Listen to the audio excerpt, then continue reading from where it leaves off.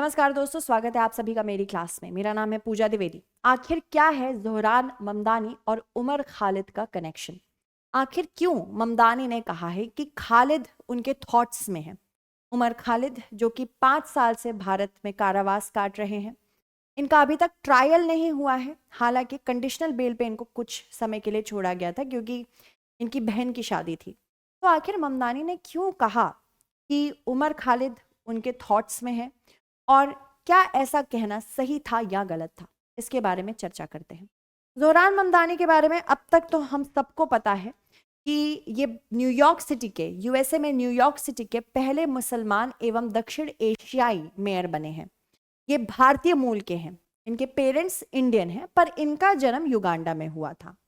हमें इनके बारे में बहुत कुछ सुनने को मिला, स्पेशली जिस प्रकार से इन्होंने न्यूयॉर्क में एक रेवोल्यूशन लाने की बात की है, उसी के आधार पर ये जीत पाए हैं। पर उमर खालिद से इनका क्या कनेक्शन है वो तो हम देखेंगे, पर एक बार देख लेते हैं कि ज़ोहरान ममदानी जिन्होंने 1 जनवरी 2026 को न्यूयॉर्क के मेयर के लिए पद के लिए शपथ का ग्रहण किया, ये क्यों जीते, क्योंकि ये भी जानना बहुत ज़्यादा महत्वपूर्ण है। ये ज़ोहरान ममदानी डेमोक्रेट से बिलोंग करते हैं। रिपब्लिकन और डेमोक्रेट दो पार्टीज़ हैं, मेजर पार्टीज हैं यूएसए की। ये डेमोक्रेट से हैं। ये 34 वर्षीय हैं और इन्होंने एंड्रयू क्यूमो जो कि स्वतंत्र रूप से लड़ रहे थे, उनको पराजित करके न्यूयॉर्क सिटी के पिछले एक शताब्दी में सबसे युवा मेयर बनने का गौरव भी प्राप्त किया। Apart from he is also a Muslim and also he is a South Asian. जीत का अंतर ब्रुकलिन, मैनहट्टन, ब्रॉन्क्स में 10% अंक से अधिक रहा। क्वींस में अंतर अपेक्षाकृत कम था, जबकि स्टेटन आइलैंड में क्यूमो ने बढ़त बनाई थी। तो मेजरली जिनकी वजह से ये जीते हैं, ये ब्रुकलिन, मैनहट्टन और ब्रॉन्क्स की वजह से जीते हैं। ममदानी मुसलमान हैं, जन्म युगांडा में हुआ और इनके माता पिता भारतीय मूल के हैं। इनके पहचान जो है भारतीय हैं, भारतीय मूल नहीं, भारतीय हैं। पहचान तथा प्रगतिशील नीतियां, इस परिणाम स्वरूप न्यूयॉर्क में इन्होंने ये बढ़त बनाई है। इनकी क्या क्या नीतियां हैं इसके बारे में हम चर्चा करते हैं, जो इन्होंने प्रस्तावित किया है। इन्होंने कहा है कि जो वहां पे इतने महंगे महंगे क्षेत्र हैं अपार्टमेंट से रहने के लिए, उनके रेंट का स्थिरीकरण किया जाएगा। क्योंकि आपने देखा होगा न्यूयॉर्क में इवन एक 1 BHK टाइप का एक स्टूडियो अपार्टमेंट भी करोड़ों में उसके रेंट होते हैं, क्योंकि मार्केट है, सप्लाई डिमांड। सार्वजनिक किराना स्टोर की स्थापना करने की बात की है। सार्वभौमिक देखभाल, बाल देखभाल का विस्तार करने की बात की है, चाइल्ड केयर जिसे हम कहते हैं। किराया मुक्त बस सेवाओं की शुरुआत करने की बात की है। किफायती आवास तक पहुंचने के विस्तार करने की बात की और वित्त पोषण हेतु कॉर्पोरेट करों में वृद्धि तथा करोड़पतियों पर अतिरिक्त कर आरोपित करने की बात की है। इसके अलावा उमर खालिद को जो इन्होंने पत्र लिखा था, इसकी वजह से ये चर्चा में है। मुख्य रूप से भारतीय सरकार के स्पोक्स पर्सन, बीजेपी के स्पोक्स पर्सन बेसिकली कहते हैं कि ज़ोहरान ममदानी का जो ये कमेंट है बिल्कुल भी वेलकम नहीं है, क्योंकि ये हमारा आंतरिक मामला है। पर इन्होंने जो पत्र लिखा था वो क्या है? पत्र किसने शेयर किया था? पत्र ज़ोहरान ममदानी की लॉन्ग टर्म पार्टनर बना ज्योत्सना ने किया था। ट्विटर पे, एक्स पे माफ़ कीजिएगा, एक्स पे ये शेयर किया गया था ये लेटर। इसमें इन्होंने कहा था, ममदानी ने खालिद के लिए कहा था कि खालिद के माता पिता से इन्होंने भेंट की और इससे वो सुखद हुए, मतलब सुखद अनुभव था। खालिद के प्रति अपने विचारों और चिंताओं को भी साझा की। पत्र ममदानी के शपथ ग्रहण के बाद सार्वजनिक हुआ, यह भी ध्यान रखना है। जब इन्होंने शपथ ग्रहण कर लिया तब उमर खालिद के पार्टनर ने, जो कि जेएनयू में ही उनके साथ पढ़ती थी, उन्होंने ये शेयर किया और इसी के बाद से वो फायर में, मतलब उन्होंने स्पीच के दौरान ये नहीं कहा था। स्पीच में उन्होंने उमर खालिद का नाम नहीं लिया। बहुत लोगों को ये कंफ्यूजन थी कि जब स्पीच दे रहे थे तब नाम लिया, नहीं, ये पत्र जो लिखा था ममदानी ने खालिद के पेरेंट्स को, तब उसके बाद सार्वजनिक किया गया। इसके अलावा दिसंबर 2025 में अमेरिका यात्रा के दौरान खालिद के माता पिता ने ममदानी से उसी समय भेंट की थी। खालिद के कारावास तथा न्यूयॉर्क सिटी से संबंधित विषयों पर चर्चा हुई थी। रिपोर्ट ये भी कहती है कि ममदानी जेल से लिखे गए खालिद के पत्रों का अनुसरण भी करते हैं। ये भी इंपॉर्टेंट है जानना। इसके अलावा अगर हम बात करें कि एग्जैक्टली उमर खालिद का इशू क्या है, वो तो देखेंगे ही, पर सिर्फ ममदानी ही नहीं है, बहुत सारे अमेरिकी सांसद भी हैं जिन्होंने खालिद के इस इशू में, उमर खालिद के कारावास पर प्रश्न उठाए हैं। कारावास पे प्रश्न तो है ही, साथ ही साथ जो इनको ट्रायल नहीं मिल रहा है, इस पे भी प्रश्न उठाए गए हैं। ठीक है, तो कुछ लेटर्स हैं जैसे कि आप देख सकते हैं। 8 अमेरिकी सांसदों ने भारतीय राजदूत विनय क्वात्रा को पत्र लिखा था और क्या क्या मांग की थी? कि उमर खालिद को जमानत प्रदान की जाए, पहली चीज। दूसरा, अंतर्राष्ट्रीय कानून के अनुरूप निष्पक्ष एवं समयबद्ध सुनवाई हो, यानी कि जस्टिस अगर डिले हो रहा है तो भी प्रॉब्लमेटिक है, ऐसा अमेरिकी सांसदों का कहना है। By the way, UAPA unlawful activities prevention act के तहत लंबी पूर्ववाद निरोध अवधि मुकदमे से पहले हिरासत में रखने पर को लेकर चिंता व्यक्त की थी। पत्र पर Jim McGovern, Jamie Raskin, Chris Van Hollen, Peter Welch, Pramila Jayapal, Jan Schakowsky, Rashida Tlaib और साथ ही साथ लॉयड डॉगेट के हस्ताक्षर रहे हैं। प्रश्न यहाँ यह भी उठता है कि अमेरिका कौन होता है बताने वाला, क्योंकि भारत का वाकई आंतरिक मामला है, ये जुडिशरी हैंडल कर रही है, किसी प्रकार का इसमें कोई भी पॉलिटिकल प्रभाव नहीं है।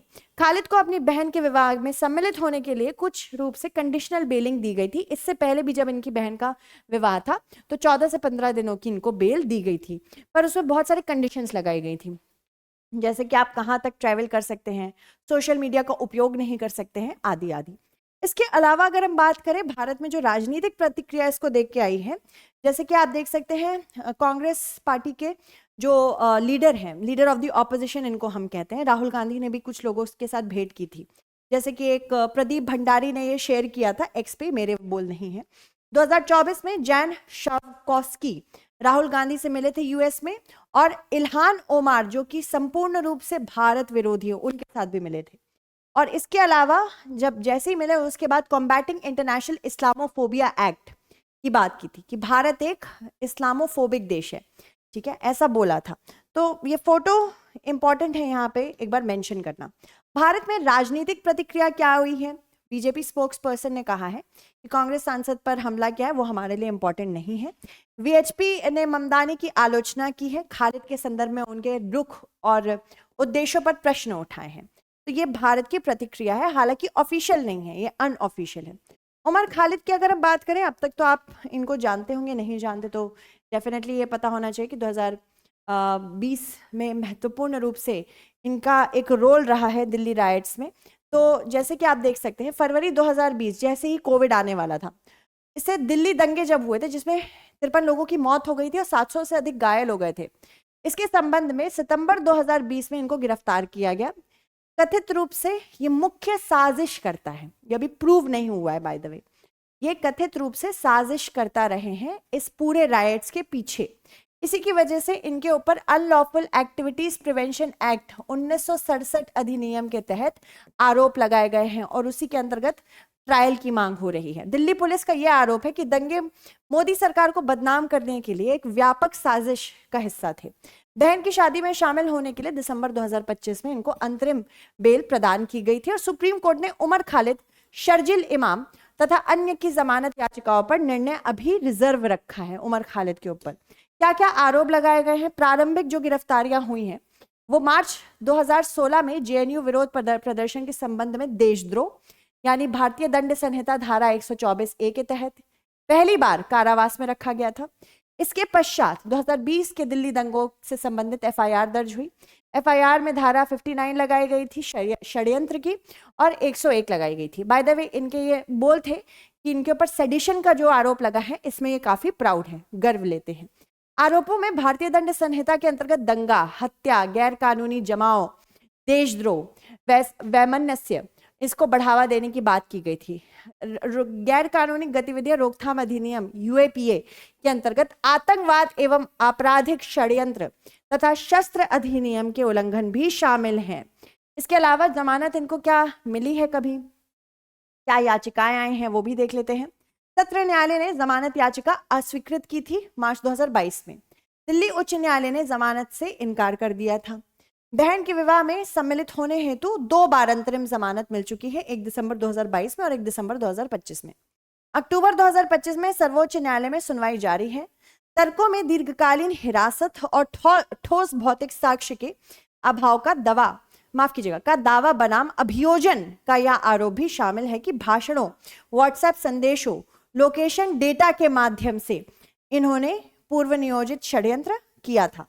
हालांकि बचाव पक्ष जो इनका है वो कहता है कि हिंसा में प्रत्यक्ष संलिप्तता है ही नहीं, मात्र व्हाट्सएप समूह में उपस्थिति होने से कैसे इतने लंबे समय तक रख सकते हैं। दीर्घकालिक निरुद्धता व्यक्तिगत स्वतंत्रता का उल्लंघन है, जो कि व्यक्तिगत स्वतंत्रता भारतीय संविधान के अनुच्छेद 21 में उल्लिखित है। तो फंडामेंटल राइट्स वो भी एब्सोल्यूट नहीं है, भारत में क्वालिफाइड है। अगर आप कोई चीजें करेंगे उसी के आधार पर क्वालिफाइड होकर आपको आपके मूलभूत अधिकार मिलेंगे। इसके अलावा दंगे पूर्व नियोजित तथा एवं समन्वित थे। यूएपीए की धारा 43D क्लॉज 5 के अंतर्गत जमानत पर प्रतिबंध इनको लागू किया गया, ये भी इंपॉर्टेंट है। जमानत याचिकाएं सर्वोच्च न्यायालय के समक्ष लंबित है, सुप्रीम कोर्ट में लंबित है, मुख्य सुनवाई जारी है, अभी भी इनको प्रॉपर ट्रायल नहीं मिला है, इसी वजह से ये सारी चीजें न्यूज में है। तो आपको क्या लगता है ज़ोहरान ममदानी ने जो किया है वो सही है या गलत है? मुझे कमेंट सेक्शन में जरूर बताइएगा। धन्यवाद।